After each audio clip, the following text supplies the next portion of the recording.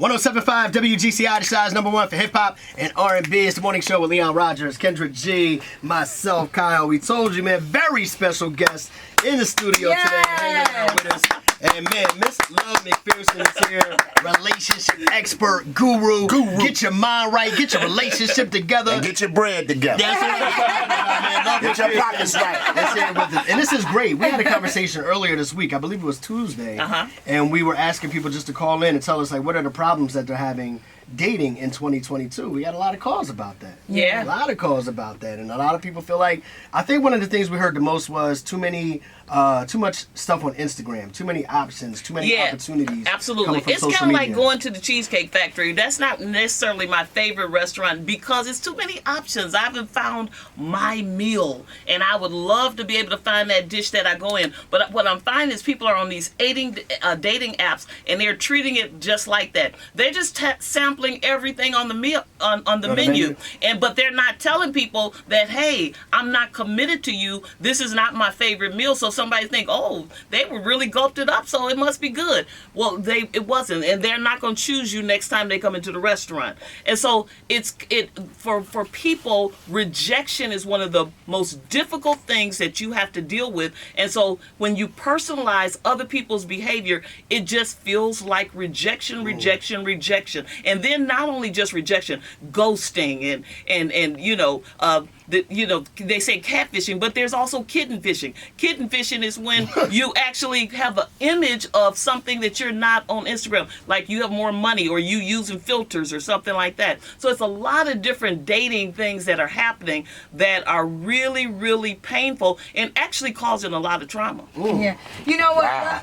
Love is my personal therapist, also Leon's personal therapist, and we've been talking so many things. I want you to dive in right now because there's a theme going on in this world where I feel like men are trying to get this across. Most men naturally just can't be with one woman, and I feel like that narrative is getting pushed more and more, and it's almost like, don't leave a man because he cheated on you, because that meant nothing. So is that normal? Are women supposed to be okay with men desiring more than one woman?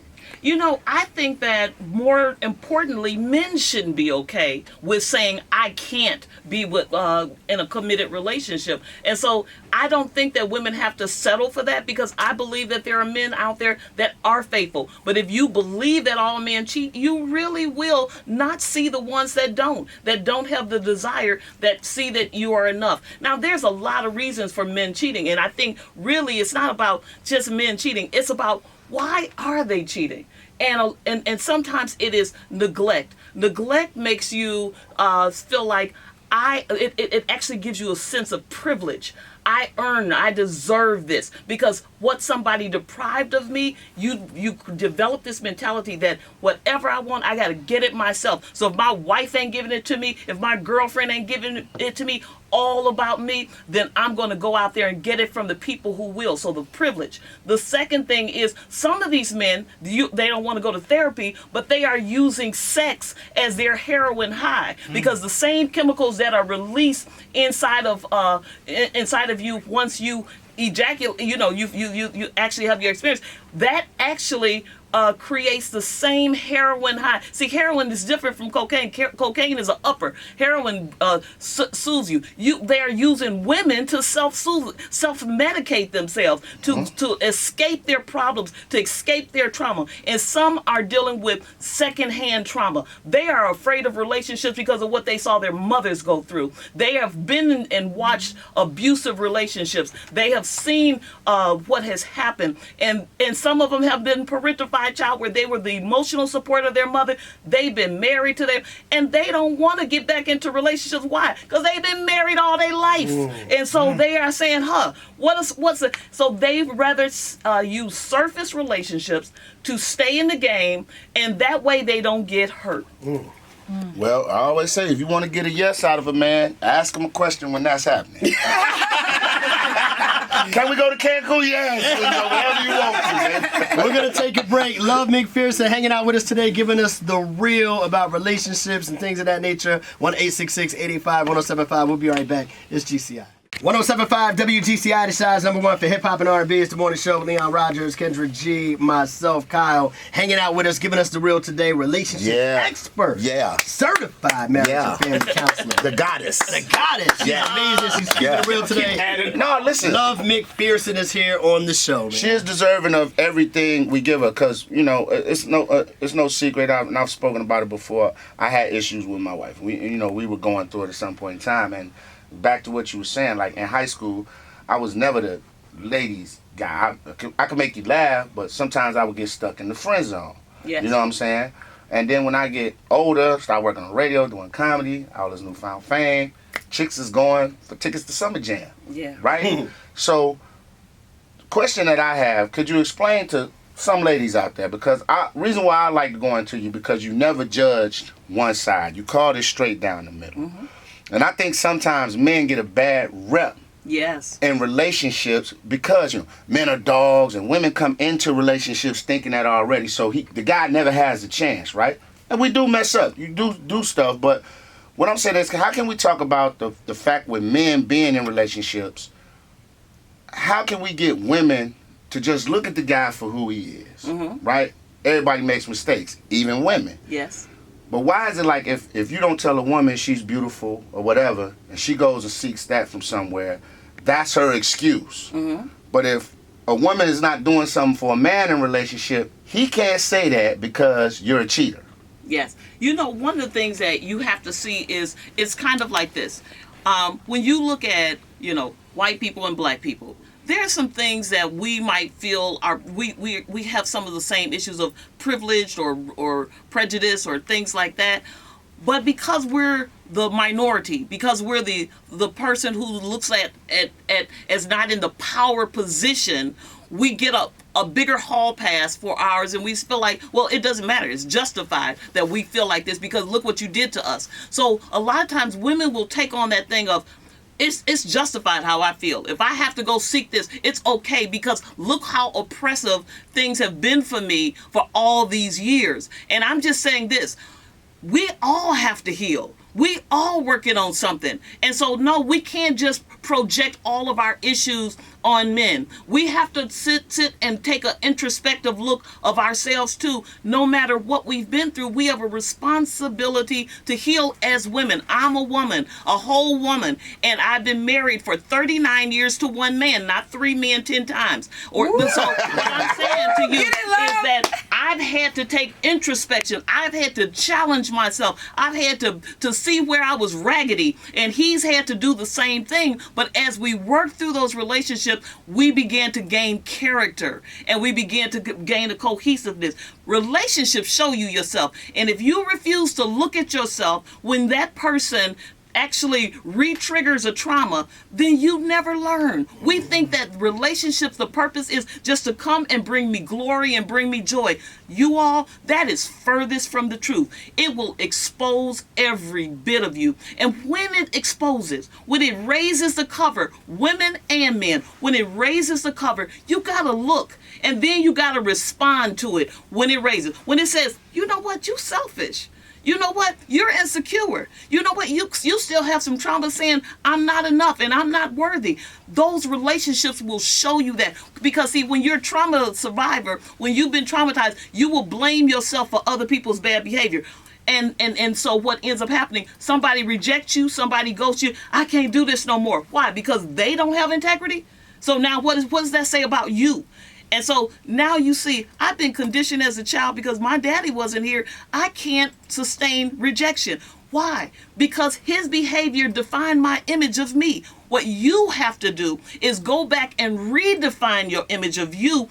Understand yourself, love yourself, build yourself, get healed, and whatever you do, you can cheat on me, you can do whatever you want to do on me, but guess what? That shows me what you are working on. But I am not going to sit there and look at what you have done bad, and I'm going to accept it as my own. You won't gaslight me like that today. $250 an hour. Right now. Certified relationship and marriage counselor, Love McPherson, hanging out with us. Let me ask you this question. How important is independence in a relationship? Because I see things, and some of the stuff that I don't like, I see people post up, I understand we're moving as a unit, but when people are like, we're one, we're the same, we have to do everything together, we can never be apart, like, that doesn't sound healthy to me. You know, this is what happens. We think that independent is something that you need to accept, but actually that's not the goal. When we are first born, we are dependent. We are totally dependent on our caregivers. The second thing is independence. So as you become a teenager, you're able to take care of yourself, maybe work or whatever the case may be. The goal, though, is interdependence, where both of us mutually depend on each other. And so once you can get there and you can say, I am scanning my own needs and yours at the same time. I'm not codependent where I am sitting there trying to fix you because this makes me feel good. I am not so independent until you got your own thing. You have to take care of yourself, and I'm all about me. Narcissistic. That's not it. Interdependence says, how can I help you? But at the same time, I'm not going to carry you where you break me. You understand? So interdependence, work together as a team. 1-866-885-1075. Love Mc. I don't know why I keep saying love and messing up love. Love McPherson hanging out with us today in Chicago. This is good stuff. I'm loving it, man. Thank you. Phone lines open right now. It's GCI. 107.5 WGCI, the size number one for hip hop and R&B. It's the morning show. Leon Rogers, Kendra G, myself, Kyle, relationship expert, certified. Love McPherson is Goddess.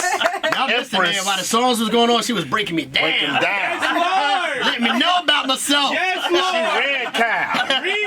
Read them. Yeah, for sure. But no, I appreciate everything you're saying. But I know Kendra's been waiting, so let's go ahead and get into your question. Because you don't want me to talk about your. I don't want to hold Kendra up any longer. Okay, I'm gonna get. I ain't gonna hold you. I ain't gonna hold you. So as I mentioned earlier, Love is actually my personal therapist. So we talk all the time. We won't talk about my personal life today, no child. So there's really two questions, but the first question I want to break down is, you know, and Leon has admitted that him and his wife have gone to you to work things out in their marriage. When do you know a relationship is worth letting go or worth fighting for? It depends on how the relationship is affecting you as far as your mental health. Your mental health is how you're perceiving. When it becomes so toxic until it's affecting literally your ability to function like anything, you need to get out. Okay, as far as knowing toxicities, now here's the trick to that. We normalize certain behaviors that are not normal. And because we have a high tolerance in a household, if somebody has been domestic violence, or somebody who is, my daddy was a serial cheater, but he was a good daddy, I love him, I'm a daddy's girl. Well, then you have a high tolerance for serial cheaters. You're like, oh, I mastered that. I know how my mother mastered it. We get our relationship skills from our caregivers. So we won't leave in that situation because we already know how to handle it. We know what to do in domestic violence. We know what to do when somebody's emotionally unavailable. We know what to do. And until you discover who you are, you will not stay gone even if you walk out. You don't walk out because of what somebody else did. You walk out because of who you are. Once you discover that I deserve this and I love me, but as long as that person's, say it's verbal abuse, if that person's verbal abuse matches what you say to yourself anyway, man, love, you stupid. Man, what's wrong with you? You're not enough. And he's saying, you ain't even a good this. You don't do nothing. You ain't that. Well, it matches the content of your house. So of course you're going to continue in that relationship. What you have to do is discover. You have to discover who you are. You've got to learn to love yourself. You've got to learn how to distinguish what is normal and what is not. Some people don't even know what good people are, and that you think that the problem is learning when to leave a bad relationship. The real problem is to learn how to stay in good relationships, because what has happened is with good relationships, people when you have been traumatized, it distorts how you see people. You don't see people as safe. So this is what ends up happening. When people come to you and they have kindness and they really have a pure heart and they're supportive, you will be looking for what's their angle. You will be. You don't know the difference between grooming and kindness because somebody has molested you. You don't know the difference between an opportunist and somebody just trying to give to you and cater. So a lot of times my issue is women running from good relationships because they don't know how to receive love. They've been parentified, child. They have given out of boundaries. They have given like adults. They have been mothering their mothers and fathering their fathers and fathering themselves and parenting their siblings. They have no boundaries. So when you talk about this, it's so important that you understand who you are. You understand your traumas. When you know who you are, when you are self-aware, when you understand your traumas, your triggers, when you understand your fears, then that is the only period in which you will be able to decide whether to leave or whether to stay. Because you'll say, can my love cover this? Is this helpful for me? And when it's not, you will walk and you won't even turn around to say goodbye. Hey, listen, a quick question. We always talk about sex and its importance in relationships. We have this conversation all the time. Love languages, right? We talk about love language all the time. If you get into a relationship with a person and their love language is touch, sensuality, they need that, right? What's a reasonable method amount between two people? Like what's a man being too demanding for sex or a woman being too demanding for sex in a relationship? Or how do you work that out when you got one partner that wants to do it and the other partner that can't match that energy? You know, that's such a good question, especially in relationships, because a lot of the people are in couple relationships. This is what they face. And this is why. Because a lot of times the woman's libido, it is less than the man. Only 15% of women's libidos are higher than their mate. And so God bless those wonderful women. Okay. For the rest of us, I understand my husband's needs. And because I love him, I cater to his needs. You know, Hollywood has made us feel like we just got to be feeling like, ooh, baby, I want you. Let me tell you something. That's not always the case. It is, I love you. I want you to be satisfied, because if you signed up and agreed that the only cooking that you're going to eat is from my table, and I'm saying, okay, in exchange for that at the altar, I will cook every day for you. You're not going to go out and eat fast food and stuff like that. But once I stop cooking, and once I stop feeding, and I'm supposed to let you sit there at the table and starve. And don't get mad if I ride past and see you in the line at McDonald's. I can't be upset if I agree. We both signed up for something. And once you sign up, it's a two-way street, you all. And so you can't just blame it on. You deprive all sorts of kind of stuff. And then all of a sudden you mad when they're in the line for some other eating. What I am saying to you is this. Now, this doesn't give you a hall pass. Men or women who want it, find out why your mate does not succumb to your needs. What is it? Is it because you only show up? You show up to reap where you have not sown? Because a lot of times what happens is intimacy is the price you pay for sex. That means transparency. Dating. That means connection. That means dating. All of those different things. But you want to show up like the person who molested them, who only comes when they need something and demand it. And then if you're religious, you say you need to submit to this. And that is no different to her traumatic body than the molester. So what I'm saying, we have to be sensitive, you all. Love McPherson, man, dropping bombs. You ever rap love when she talking, Ryan? I'm rapping you. We're gonna take a break. More with Love McPherson coming up next. I want to ask you about the chase for money in a relationship.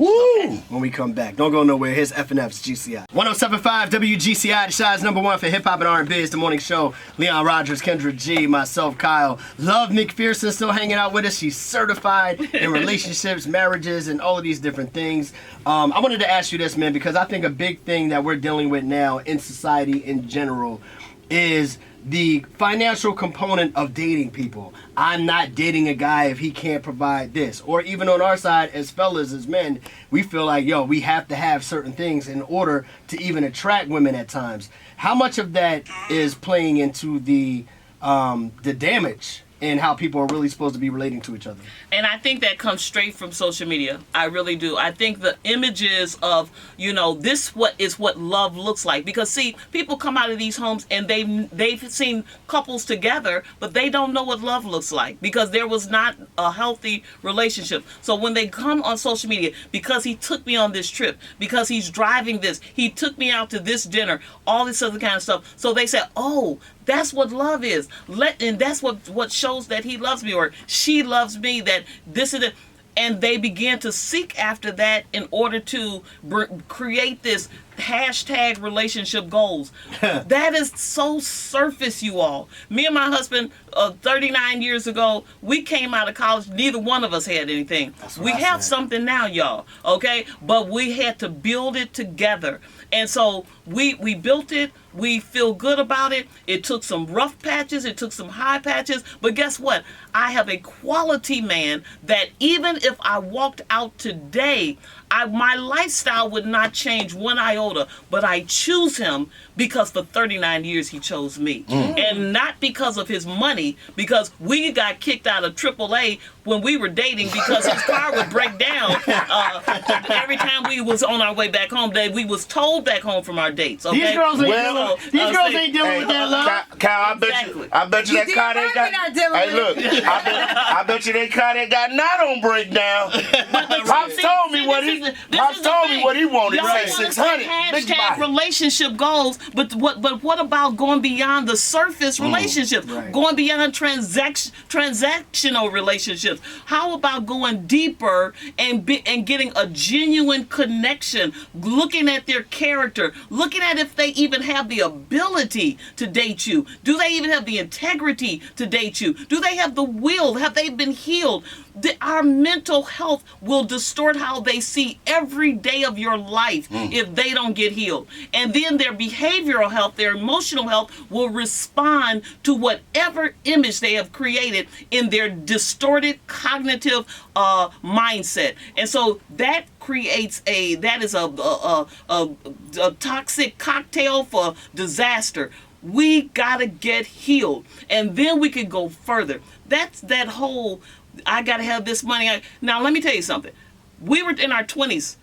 At 40, 50, you should expect somebody to have something. Right. Because that's a mindset. You're like, okay, you still ain't got nothing. You ain't not trying. You don't have anything. Right. I don't care both ways. What have you accomplished in life after 40 years? Not 30. I didn't say 40 years, okay? But what I'm saying to you, 30, you should be on your way. Not arrived like social media pretends you should be. Right. But by 40, you should have something to say for yourself. And if they don't, then you just say, hey, I need you to match my energy. I need you to match my drive, because it's not a situation you in, it's a mindset you're in. To put it in layman's terms, I just clarify it like this. I always know that if I couldn't walk tomorrow and couldn't take care of myself, she would. See? That's how I just simple like the people like. If I could move my legs or nothing tomorrow, my wife would make sure I was straight. Give me quality of life. And that is so important, because my husband and I have buried. He had a mother and father. I have a mother and father. They were married till they died. We buried all four of them. But there was sickness for every single one of them. He was there for me during the sickness. He was there. So when you're talking about looking at somebody at 20 years old, you got to be looking at the character of, can this guy be there to wipe my father's behind? Yep, Can I be there to be with his mother when she is, deteriorating and all these other kind of things? This is the character that is sustainable for long-term relationships. And so we got to think deeper than what we are talking about. It can't be surface. Otherwise, you playing games and you just creating the image and a picture. We gotta go, but I want you to break down your 5 stages of dating, because I think that's something that you actually created yourself, and it will help give the guidelines to people so they know what stage they are in, and what a reality of what you should expect in that stage. Absolutely. 5 stages of dating, because people are breaking their own heart because they jumping ahead and bypassing stages. The first stage is just that whole texting, getting to know you. Stage number 1. We not dating, we just talking, whether it's on an app or by text. Stage number 2, and that stage 1 lasts until the first date. At the first date, you make a decision. Do I want to go to another date or not? No, we're going to end it at stage 1. Or that was pretty good. I'd like to take you out on a second date. You are now at stage 2. You are dating that person. However, you are not in an exclusive relationship. We are just dating. So if you see them on social media the next day, and they were somebody else, you don't call them, you just a cheater. No, they're not a cheater. You're at stage 2, and you have no rights to them. Once you see, and then when you're there, what you're interviewing for is friendship.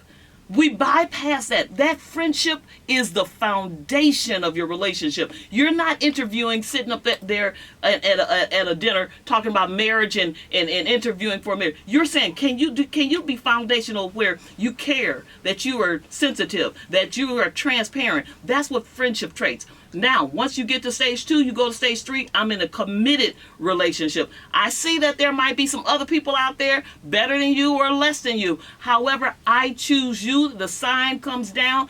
We are out of business right now. This is who I choose. Stage 3 is now you begin to develop and say, I wonder if this person can act out a committed relationship. Do they have the skills to be married now? Do they have the skills to actually take care of me and scan me for my needs and their needs as well? Now we go to stage 4. If you pass that, that's engagement. And then we go to stage 5, which is marriage. When we get to marriage, say, why are you talking about dating and then marriage? Because you need to continue to date for the rest of your marriage, because if otherwise you will get old and you won't even know who you married to. Or you'll be in stage 6, divorce. Yes. Love McPherson. Thank you so much for being here today. We appreciate you. We gave you the whole hour. How can they reach you? All the information. You can reach me on Instagram at love_McPherson, on my website at Love McPherson if you want to set up a session. I have a masterclass coming up sponsored by Blue Door Neighborhood of Blue Cross Blue Shield. It's called Please Pass the Trauma. That's on the Saturday, November 12th. It's a virtual. It's free.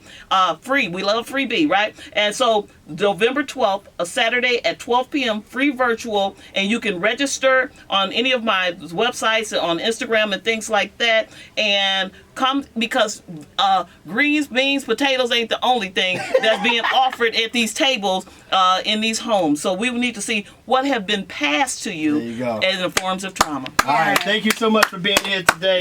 Make sure y'all follow up with Love. We got to go. It's GCI.